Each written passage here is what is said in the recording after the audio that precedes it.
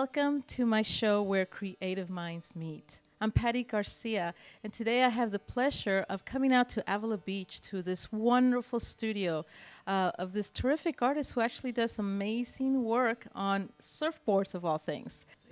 My name's Colleen.mov. Gnos. Colleen Gnos. Gnos. Gnos. Perfect. Well, thank you, Colleen, for inviting me to your location, to your studio. I guess I'll just start by asking you, how did you start this whole process, or how long have you been painting? I've been actually painting for about, well, since I was 12. Okay. I decided when I was 4 that I was going to be an artist. And then I taught myself how to paint with oils when I was 14. Oh, wow. Yeah, and because I felt like that was more of a serious medium than acrylic paint. You know, you get these ideas in your mind. And Exactly. yeah, my parents were always very supportive of me, and they taught me the value of art supplies. I had to buy all my own art supplies and all my brushes, so I've always meticulously taken care of everything. And even like, I mean, when you're talking oils, you're talking expensive stuff. I mean, it's a little more costly than acrylics. It is. Yeah. It is. Yeah, especially when you get into the cobalts and the cadmium colors. Right. I love oil paint. Okay. Absolutely love it. You know, I wish I could use it on surfboards, but when I paint on surfboards, oil will actually react with the resin that's going to go over the top because we put a gloss polish over it. So I actually use gloves too. You can't even get oils from your hands on it. See, now, can you tell me how you got, because I know one of your styles is to paint on surfboards. Mm-hmm. How did that get started? Well, I'm a surfer, and and I did murals and faux finishing for probably about 10 years out of college. I started with theatrical backdrop painting, you know, a lot of decorative arts.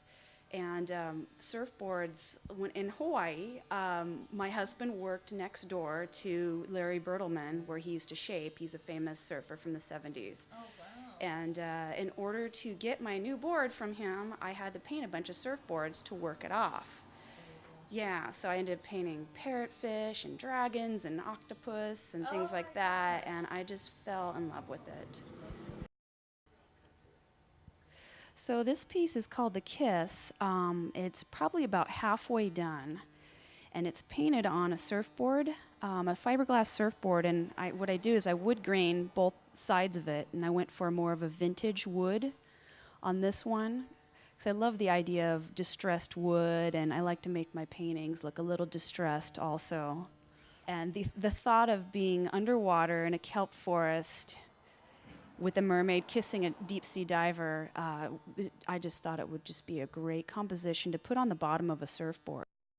My grandfather was a deep-sea diver, hard helmet diver, back in the 40s, right here out of Avila Beach and Gaviota, and all the way up north to Bodega Bay. And so it's a theme that I'm familiar with, and I like to paint things that I know. You were saying earlier that you got that not your best pieces here because you got them at shows right now, right? So what? Yeah. How is that part of your, I guess, of your artist? How's that going? It sounds like it's going good if you're getting pieces out and pieces are showing. How's that working? I think it's important. You know, it's all about exposure. Even if you don't make a sale, you know, someone might call you up 6 months down the road and say, hey, I saw your work at this place, you know, I'd like to buy the original. And that's happened several times to me. So it's always worth it, and it's better to be seen than not seen. Oh, exactly. I know, exactly. It's the hard part for artists too. That's where we aim to get our work out. Mm-hmm. What is your goal in the end of all this? Where do you see yourself? Well, I plan to be painting well into my 90s, surfing well into my 90s. Yeah, no, that's the plan. You know, I just really want to take myself seriously. I want to work hard. You know, I'm Swiss, so I have this work ethic that, you know, all good can come from hard work. Of course.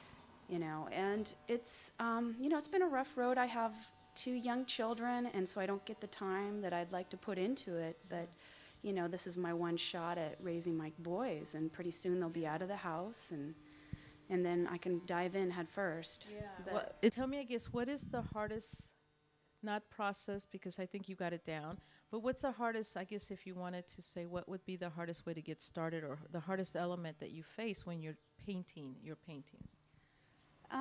Fear. Fear. I'm pretty fear-based, that's how I surf. I like to push myself. I like to do things that scare me. So I tackle pretty big projects and things that are kind of frightening and so I'm breaking down walls daily and sometimes it's really intimidating. Good for you, though. No, I mean, you took that and you're getting through it. That's Yeah. really amazing. That's really good. Yeah. A lot of artists now and young people that are, when if they see this or if they see other people doing some really amazing things, they want to pursue something. What would you offer them? What kind of ideas would you give them to help them succeed themselves?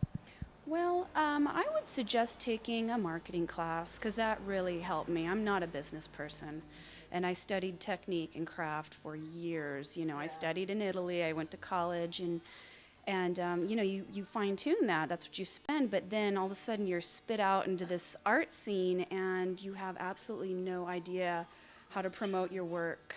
And galleries are not the end all be all answer. They help in addition. Is Are galleries harder to get into now? Well, they're closing down everywhere, so yeah. I was kind of thinking that it's harder now because of the economy and everything. I don't think it was like it used to be. No, no, that used to be the place you go to buy art, and now they are closing down. People aren't going to them as much, and they aren't able to stay in business. It's sad. Yeah, it is sad, but we have to think outside of the box as artists, and there's what they call vertical markets. Some terminology that I learned in my marketing class, but basically it's just avenues outside of galleries to sell your work. And stay away from craft fairs. That would be my suggestion. But art shows, art fairs, even coffee shops, wineries, winery events. Those are all pretty good. Yeah, they're wonderful. This piece is called Beach Party, and this piece was the bane of my existence. It took me over a year, off and on, and I finally got one good solid month to really finish it up. But this was basically painted from a black and white photo taken in 1949 on the beach in San Onofre. But the reason why I was so attracted to it is the woman in yellow looks just like how my mom used to look. And she used to rent surfboards and boogie boards underneath the pier in Avila Beach. And she would hang out on the beach all day with her two sisters. That's amazing. I know. That's so cool. And it's got the best of everything in it. My husband's a musician, so we've got 5 musicians. There's a guy playing washtub bass. It's just an amazing picture that has so many different dynamics going on in it. I love the expressions, and naturally I love painting skin tones. They're very challenging, and they reflect everything in their environment. This one's called Moe Uhane, and it's a G-clay print of a surfboard I actually painted. It was 8 feet long, and I wood grained with paint both sides of the surfboard, bird's eye maple and redwood.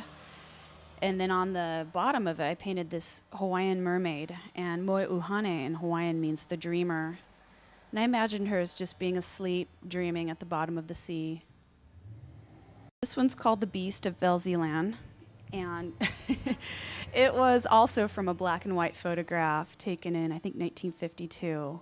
And Velzeland is a wave up in North Shore, Hawaii, and it just captures the quintessential surf trip that these broke surfers did back in the 50s, where their car's just beaten up and oil's leaking out of it, and they were living off of nothing, basically, mangoes in the forest, but they went there for the surf because the surf is amazing there. Do you have any upcoming shows maybe in October? I do. I have a show almost every weekend. The first weekend I'm going to be down in Del Mar for the Sacred Craft Expo. It's a surfboard expo, and so it's a collection of shapers, people who really use their hands. It's not just manufactured stuff. Okay. So a lot of artists, a lot of surf artists, and it's a good venue for me. That's so cool. And then I'm doing open studios, South County, 2 weekends. Oh, good. Yeah. And that's a thing for every artist, right? Is that like where all the artists open studio? Or? Yeah, if you sign up for it. Okay. Yeah. Right. So when is open studio? It's October 15th, 16th, and then the next weekend, which is called the Encore Weekend, and it'll be the 29th and the 30th of October. Okay. Oh, wonderful. Colleen, I wanted to thank you so much for inviting me to your studio and letting me, showcase your work so that other people can see the amazing work you've done. Because to me, it's a little different. I don't see this every day. Just even your subject matter. I know we have a lot of artists that will photograph, paint, or whatever, capture the life on the beach, the life of a surfer. But I think what you've got is really, really different. Even just from looking at these, it's just amazing. Yeah, so thanks again, and I hope that you'll be able to see the show soon.